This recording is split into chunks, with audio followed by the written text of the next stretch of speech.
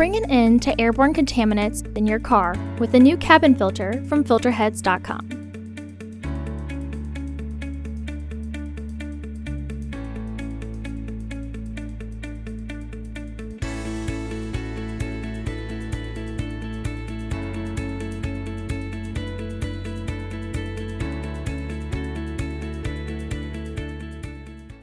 The cabin filter is located on the passenger side of the vehicle, behind the glove box. Open the glove box. Remove the access panel.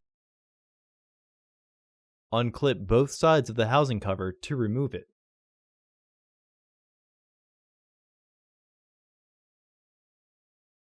Remove the old filter from the housing and clean out any debris inside.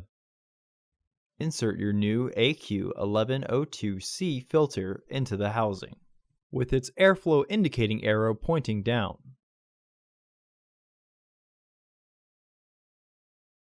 Reinstall the housing cover.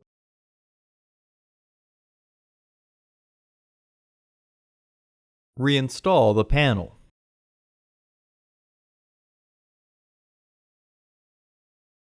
Close the glove box. Visit our website to order your filter to ensure that it fits.